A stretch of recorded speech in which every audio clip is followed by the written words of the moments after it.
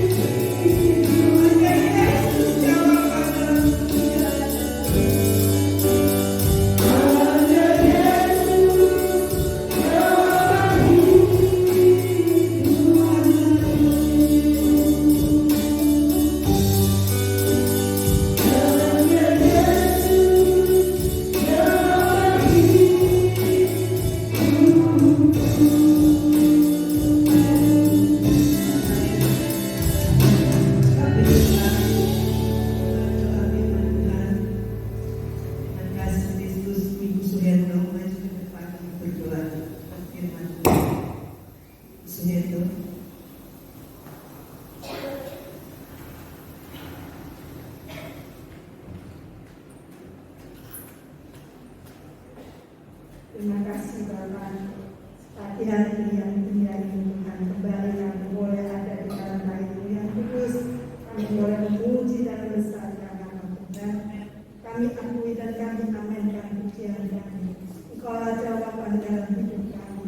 Tidak ada penolong di dalam hidup kami selain Engkau Yesus yang mati buat kami, bangkit dan hidup dan berdoa untuk kami. Terima kasih Bapak buat kasih Tuhan. Ya, saatnya sebentar kami akan mendengar firman Tuhan. Kuduskan setiap hati kami, layakkan kami Tuhan, untuk kami boleh mendengar, mendapatkan firman-Mu, firman yang hidup, yang sanggup menolong hidup kami, yang sanggup menguatkan jiwa roh kami Tuhan. Terpujilah nama-Mu. Kau kuasai hamba-Mu, urapi hamba-Mu, biarlah lewat hamba-Mu berkat Tuhan tercurah untuk kami jemaat. Dalam berkat nama Tuhan Yesus, kami naikkan syukur dan doa kami. Haleluya. Amin. Ya, shalom, selamat pagi Bapak Ibu sekalian.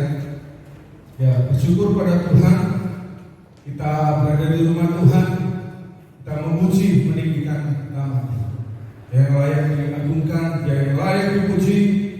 Oleh sebab itu, dengan segala keberadaan kita, tetaplah kita selalu berfokus kepada pagi hari ini perundungan kita mengenai kebenaran firman Tuhan yang ingin saya sampaikan berjudul, ya, kita melihat di sini, diberkati Allah.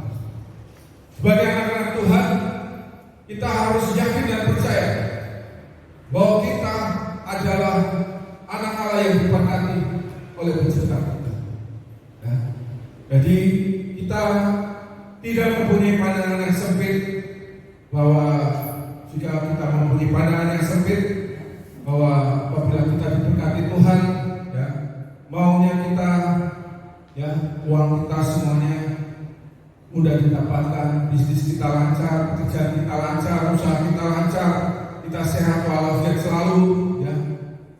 Tapi terkadang kita harus mempunyai pandangan, ya, pengertian tentang berkat yaitu secara luas, yaitu bahwa kita harus merasakan ketika kita mungkin saat ini sedang sakit, ya, tetapi di saat sakit itu Tuhan menyatakan kebaikannya, ya. Kita mungkin ada pertobatan, ada insyaf, ya, sesuatu yang Tuhan ubahkan dalam kehidupan kita dari hal yang tidak baik menjadi baik, ya.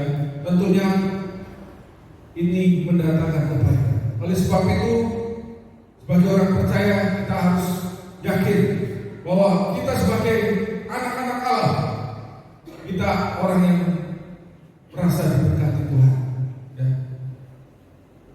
Pagi hari ini ya kita akan membaca di dalam Lukas pasal 19 ayat 10 sampai yang ke-27.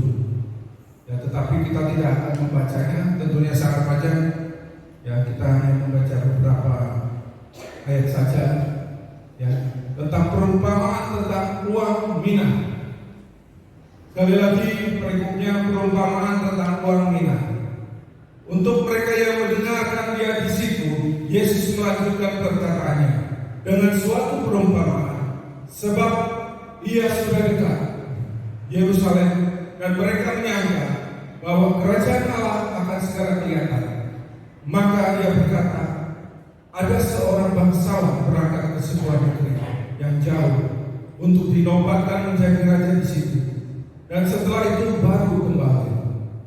Ia memanggil 10 orang hambanya dan memberikan 10 mina kepada mereka.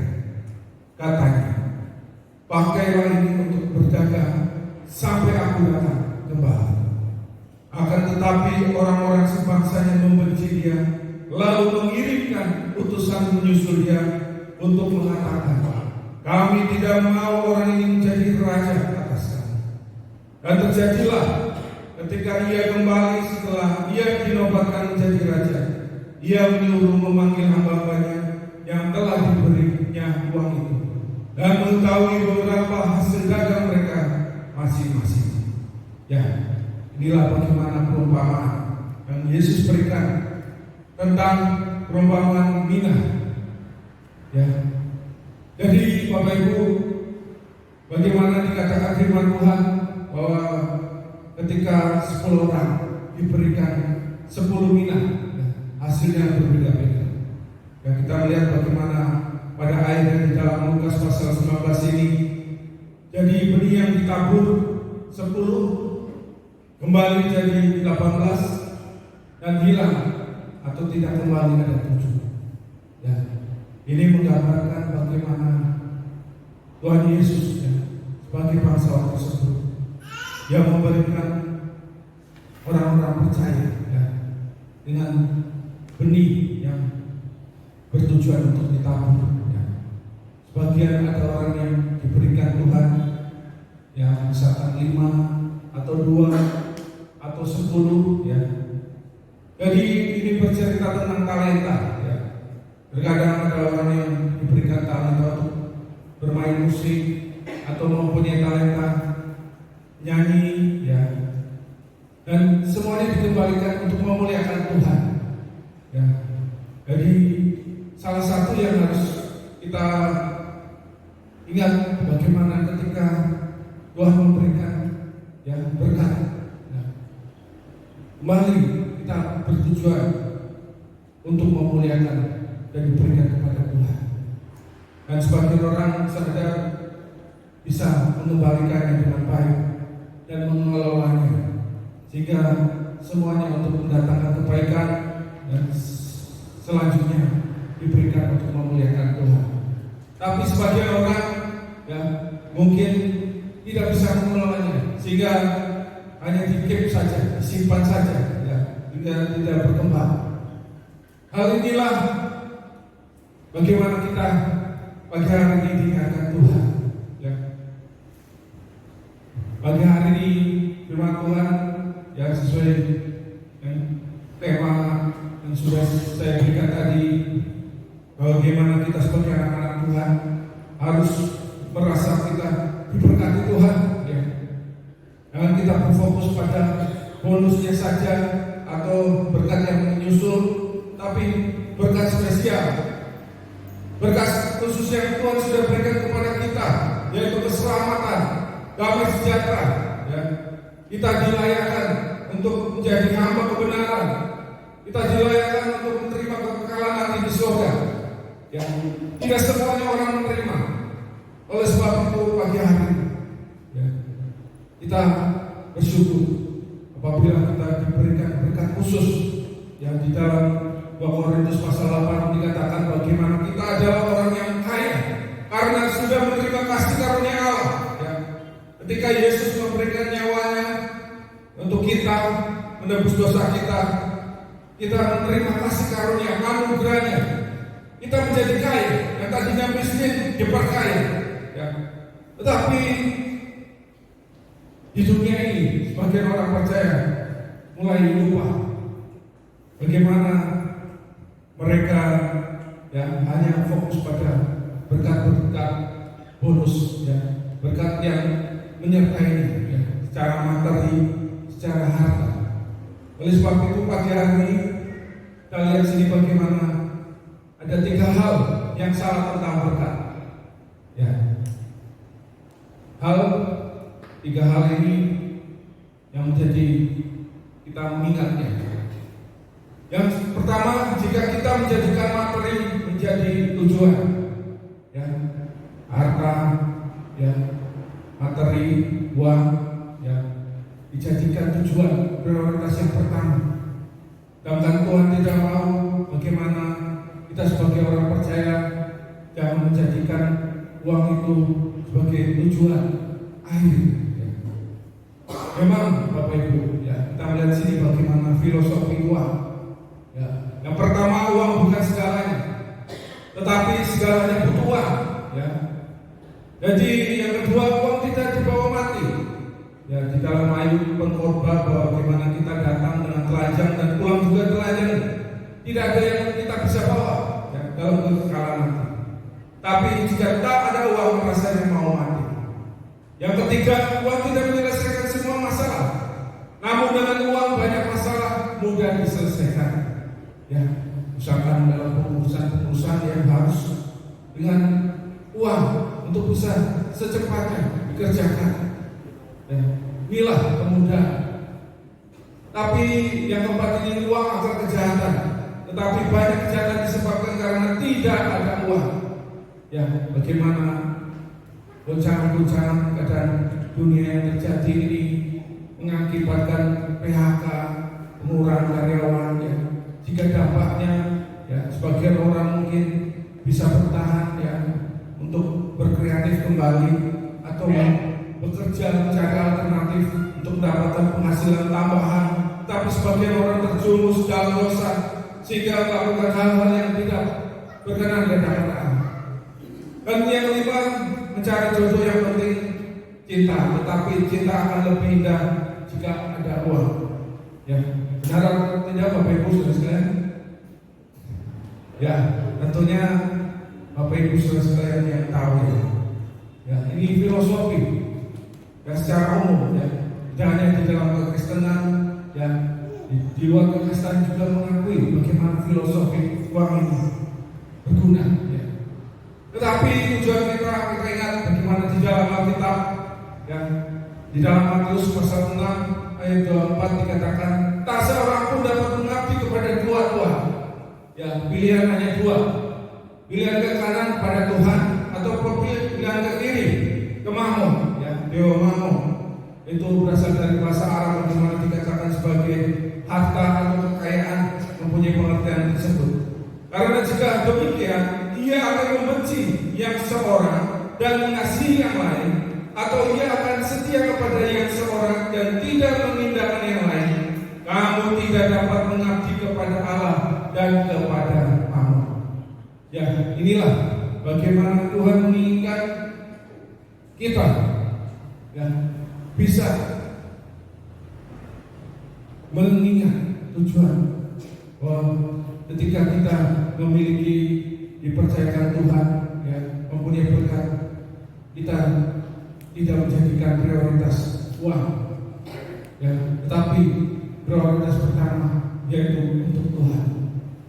Perlu Bapak Ibu saudara sekalian ketahui bahwa sebagai anak-anak Allah, kita diciptakan dan tidak akan menjadikan kaya, ya, atau menjadikan orang-orang Kristen itu kaya.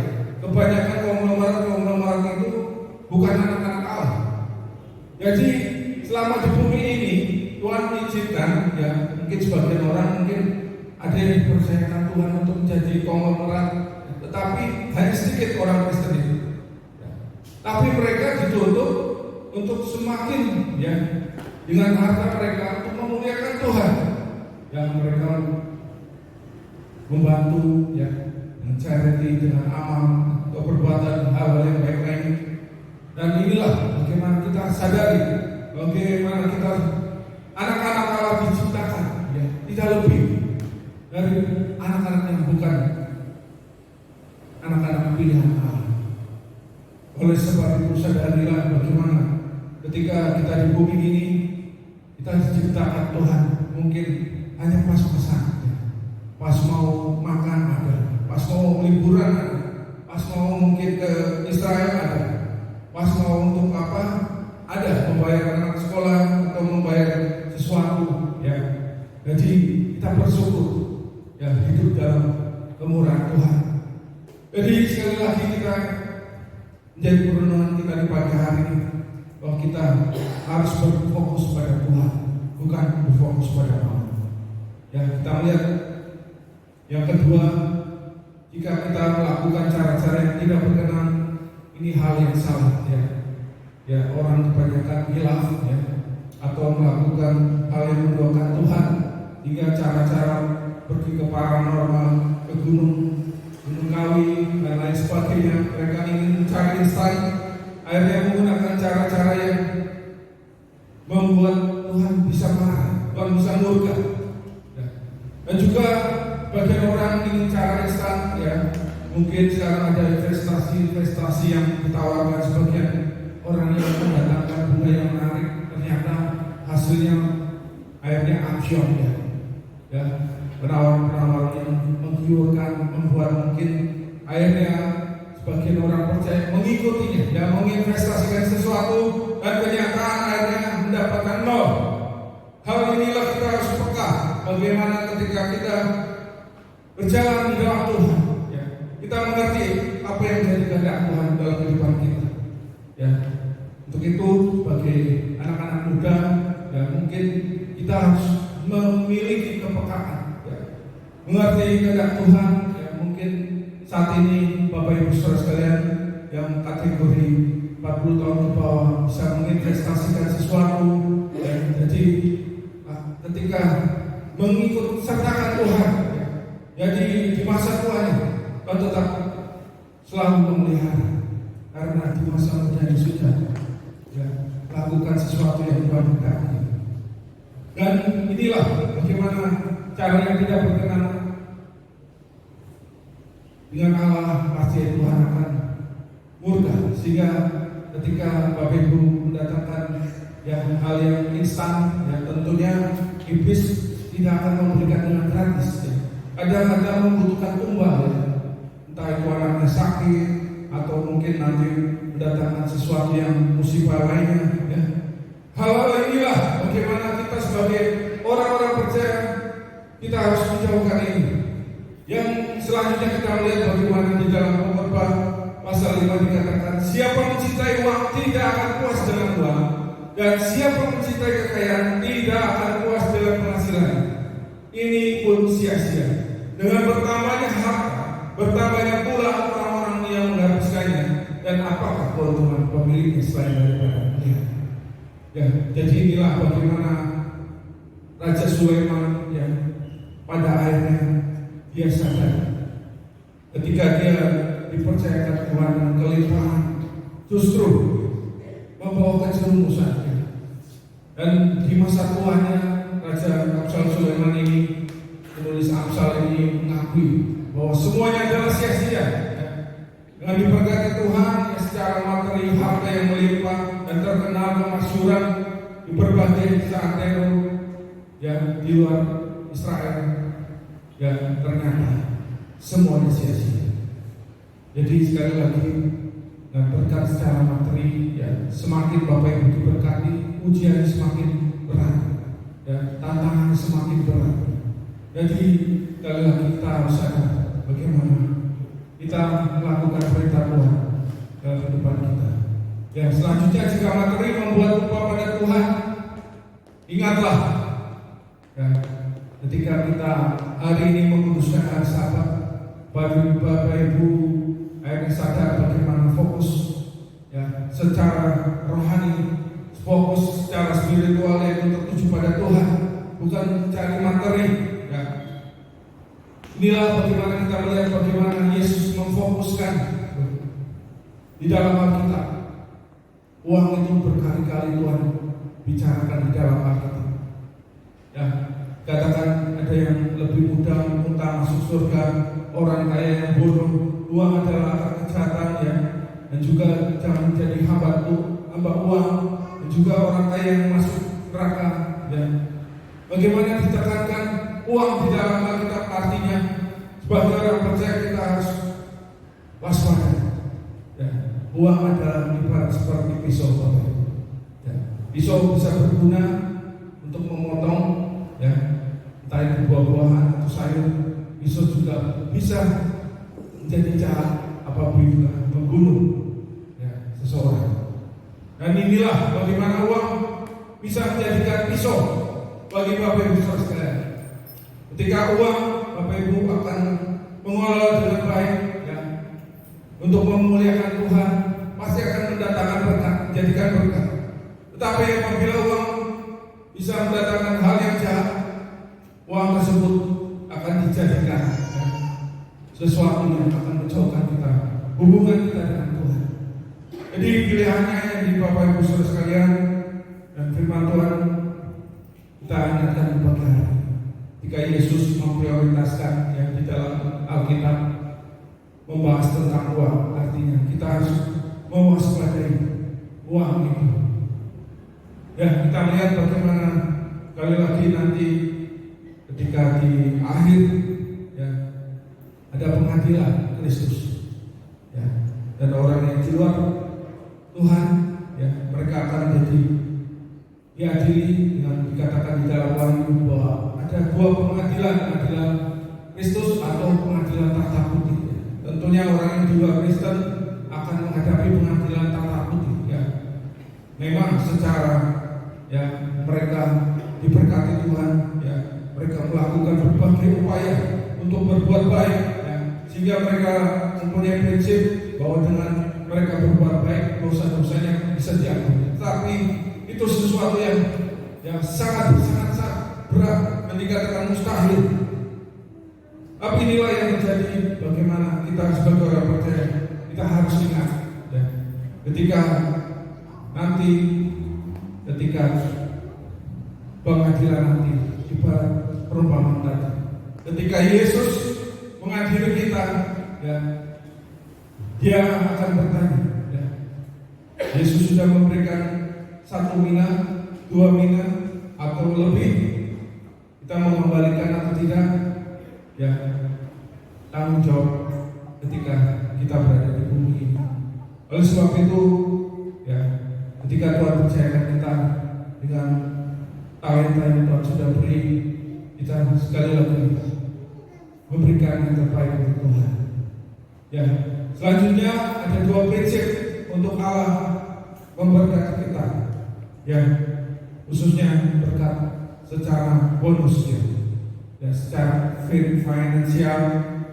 Bagian orang menginginkan ya kemerdekaan secara finansial ya. Tetapi sebagian orang masih mempunyai belum, sehingga ya kalau lubang tutup lubang, hingga tidak merasakan kebebasan ya, financial freedom tidak didapatkan. Sehingga kita belajar pagi hari ini bagaimana kita harus ingat bahwa prinsip Allah memberkati ya, ya saya berikan hanya 2 saja. Yang pertama, selalu menabur. Ya. Tuhan memberikan ya hukum ya, yang semua orang harus mengerjakan. Ya, tidak melihat ya orang Kristen atau bukan, tetapi sama-sama hukum tabur tuai ini. Ya, kita lihat dalam Alkitab Lukas 19 ayat 13. Ia memanggil 10 orang hambanya dan memberikan 10 minan kepada mereka, katanya, pakailah untuk berdagang sampai aku datang kembali.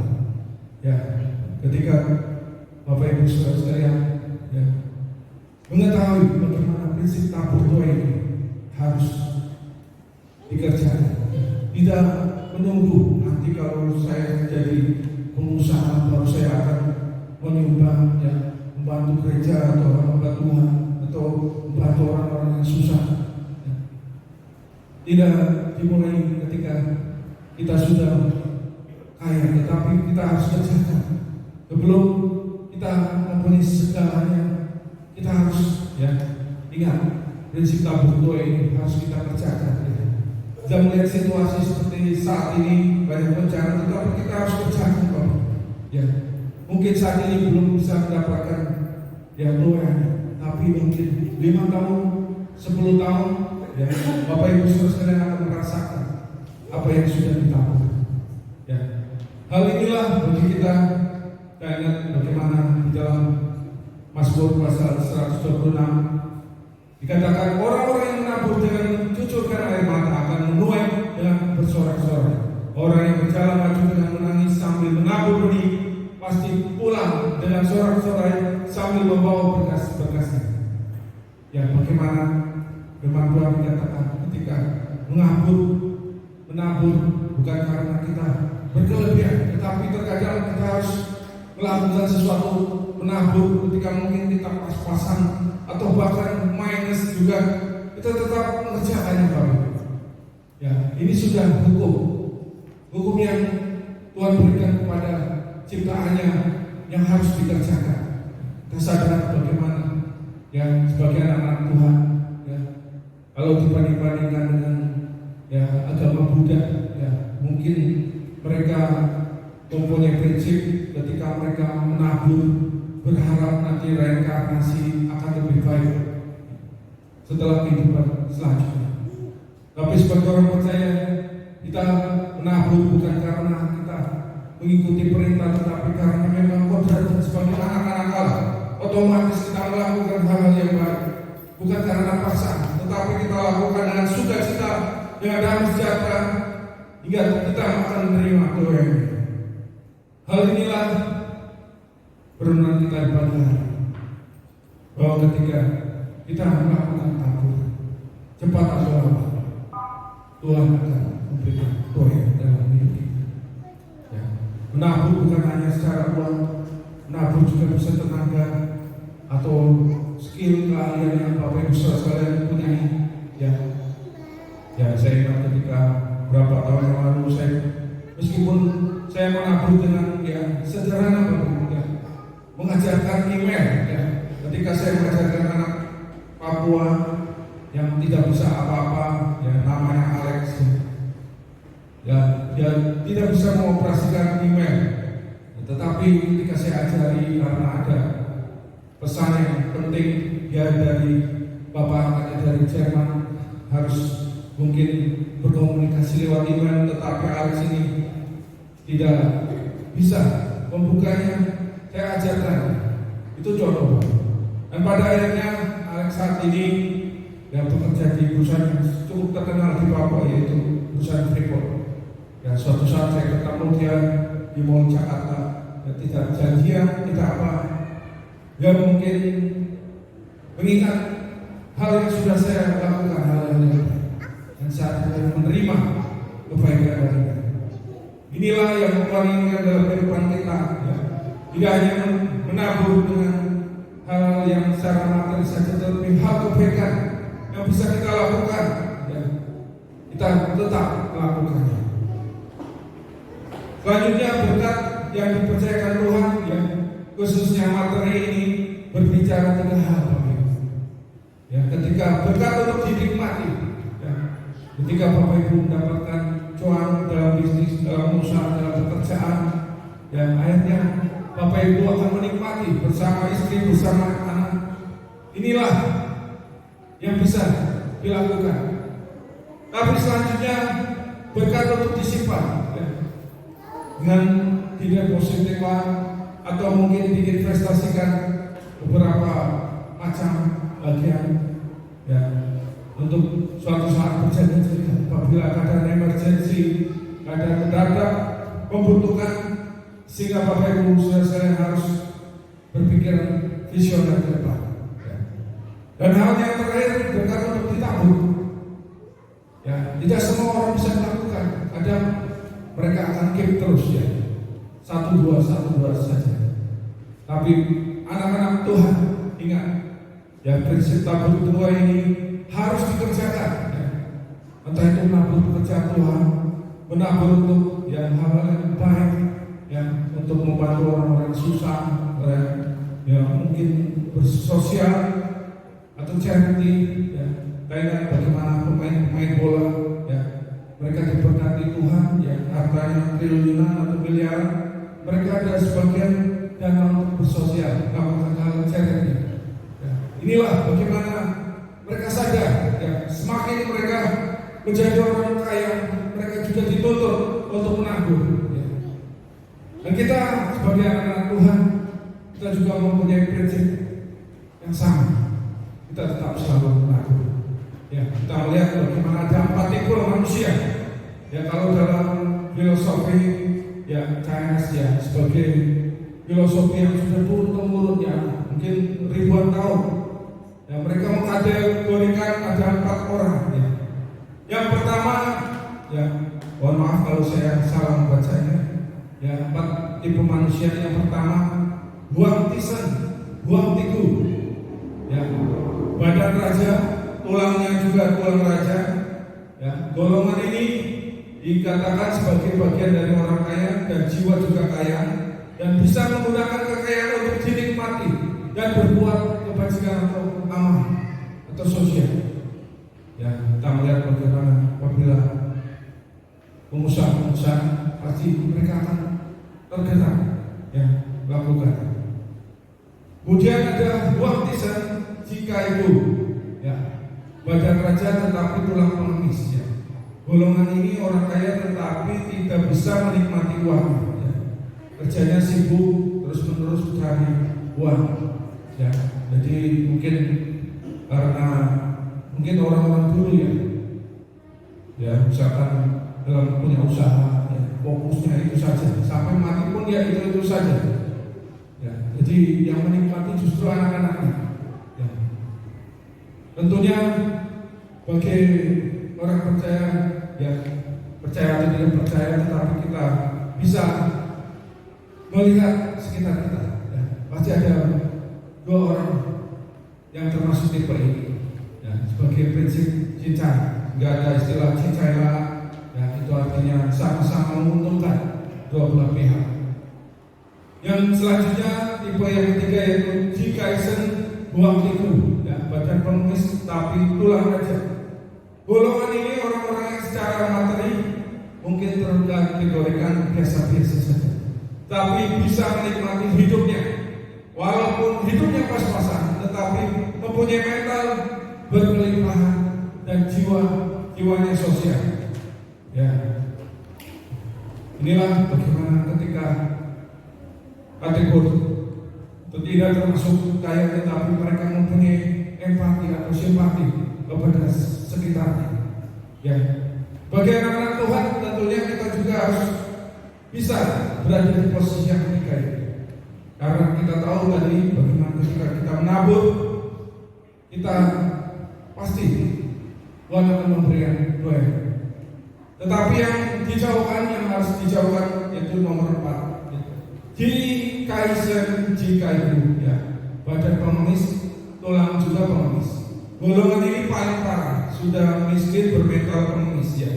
Jadi mentalnya kita dikasihani terus.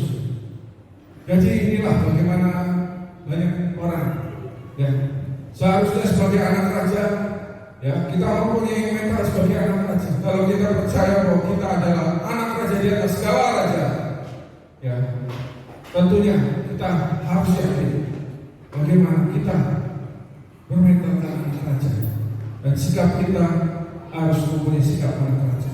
Ya. Jadi itu kadang ada orang yang mungkin update ya, ketika dia merasa ya untuk dikasihani atau mungkin ya mereka padahal mampu tetapi ya ternyata tidak sekenyataan tersebut, ya sangat sayang. Oleh sebab itu dengan 4 tipe karakter ini ya kita bersyukur kalau kita berada di posisi yang lebih baik. Ya, kita mungkin tidak berkelebihan, tapi kita mampu mensyukuri. Ya. Firman Tuhan dikatakan kita mengucap syukur dalam segala hal. Ya, saat kelimpahan kita bersyukur, saat kekurangan juga kita bersyukur, Bapak Ibu. Tentunya tidak mudah, tapi inilah yang kehendak Tuhan yang harus kita lakukan. Ya, selanjutnya di dalam 2 Korintus pasal 9 dikatakan, camkanlah ini, orang yang menabur sedikit akan menuai sedikit juga, dan orang yang menabur banyak akan menuai banyak juga. Hendaklah masing-masing memberikan menurut kerelaan hatinya, jangan dengan sedih hati atau karena paksa, sebab Allah mengasihi orang yang memberi dengan sukacita.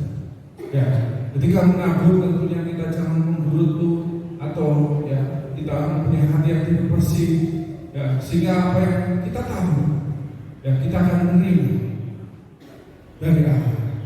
Dan setiap taburan kita ya kita ingat bagaimana ketika Tuhan mempercayakan kita dengan berkat, ya kita harus mengelolanya dengan baik, sehingga ketika suatu saat kita mengalami sesuatu yang mungkin emergency situasi, kita bisa mempunyai hal yang baik untuk kita bisa berada dalam posisi kesulitan. Inilah bagaimana kita tetap menabur. Selanjutnya yang terakhir yaitu bertanggung jawab untuk berkat yang Tuhan sudah percayakan. Dan kita melihat bagaimana dari perubahan Mina tadi, bagaimana ia memanggil 10 orang hambanya, ya, kemudian ia pergunakan untuk berdagang dan akhirnya menghasilkan. Ya. Tentunya Tuhan memberikan kita tanggung jawab pada orang percaya untuk kita bisa mempercayakan ya apa yang Tuhan sudah beri, ya mempergunakan dan mempertanggungjawabkan apa yang sudah Tuhan beri untuk kita pergunakan memuliakan Tuhan. Dan yang terakhir ini saya memberikan 3 poin. Ya. Bagaimana saat kita menabur, sesungguhnya ada banyak orang yang ingin kita gagal. Ya. Terkadang ketika kita diberkati Tuhan, pasti ada yang orang iri hati atau orang yang tidak suka. Ya. Mereka pasti akan ya mungkin mencemooh saat mungkin kaya akan digonjang-ganjingkan atau dikatakan cemooh, ya, dikatakan sombong atau mungkin dikatakan pelit dan lain sebagainya. Ya saat kekurangan pun juga, ya mungkin orang mengatakan malas dan lain sebagainya.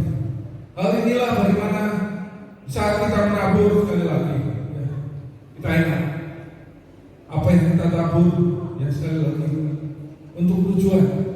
Ya kita sebagai kodrat anak-anak Allah pilihan Allah, kita tetap melakukan otomatis. Selanjutnya bertanggung jawab adalah latihan yang paling tepat untuk menjadikan hidup kita kuat. Ya, dan Tuhan memberikan berkat kepada kita bertanggung jawab. Ya, mungkin saat masih muda kita akan mempergunakan ya untuk sesuatu yang jangka panjang. Ya, menginvestasikan sesuatu yang untuk ulang tahun akan menikmatinya. Dan tentunya Bapak Ibu Saudara sebagai orang percaya ya yang sudah diberkati Tuhan secara finansial, ya, jadikan berkat itu bukan belenggu dalam kehidupan Bapak Ibu Saudara, tapi bisa ya berfokus pada Tuhan untuk memuliakan Tuhan dan juga untuk menjadikan berkat bagi sekitar kita. Dan yang terakhir bertanggung jawab adalah ukuran kesiapan kita untuk kepercayaan yang lebih besar. Ya, jadi apabila Bapak Ibu sekalian ya sedang bertumbuh atau mungkin ya menginvestasikan hal-hal yang lain ya. Zaman sekarang ada ya aset investasi trading atau cryptocurrency dan lain sebagainya, ya sesuatu yang mungkin ya anak-anak Tuhan harus bisa mengupdate dengan hal-hal yang saat ini ya terjadi. Tapi kita juga harus mengikut sertakan Tuhan. Kadang apabila kita menginvestasikan tidak melibatkan Tuhan, ya saat kita mungkin ya melihat hasilnya nol, ya mungkin Tuhan tidak izinkan, ya kita mungkin siap menghadapi mental ketika kita menghadapi saat situasi di bawah.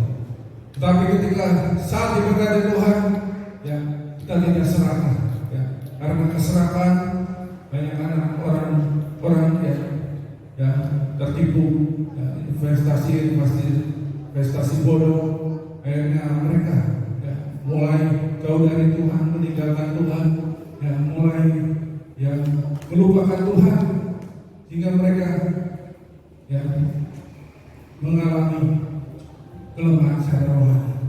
Dan tentunya kita sebagai orang percaya kita harus ingat, ya kita harus mempunyai kepekaan ya, dengan melibatkan Tuhan dalam segala kegiatan kita. Inilah perbuatan kita di pagi hari ini, bahwa kita sebagai orang-orang percaya sekali lagi kita tetap merasa diberkati karena kita anak-anak Allah.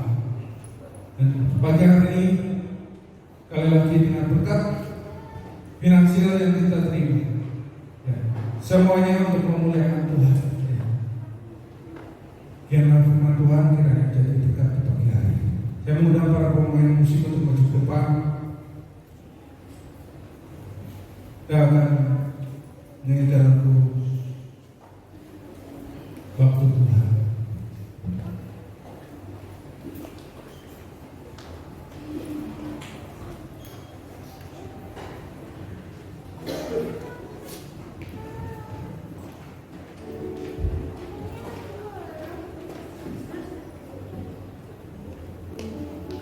Mari dan semua kita bangun berdiri.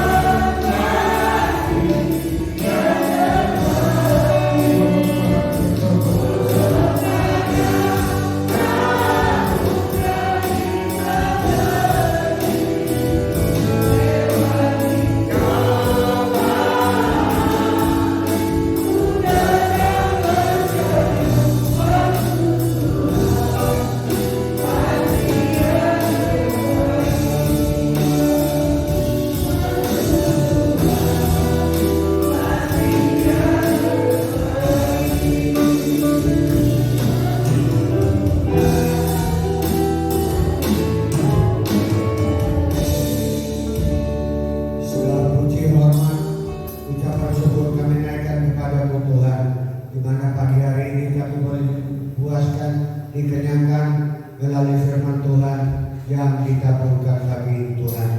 Kiranya firman Tuhan boleh tertanam, tertabur dalam hati kami masing-masing, kemudian bertumbuh, berbuah dengan berlipat kali ganda Bapa. Terima kasih untuk berkat jemaat yang sudah hadir. Kami percaya yang datang dengan kelemahan tubuh, fisik dan sebagainya, Tuhan sudah menolong kami satu persatu, sehingga kami pulang dengan sorak-sorai, kami pulang dengan sukacita, pulang dengan kemenangan, karena kami sudah menerima taburan firman Tuhan pagi ini. Berkati hamba-Mu yang sudah menyampaikan firman-Mu pada pagi ini. Dalam nama Yesus kami berdoa dan mengucap syukur. Haleluya.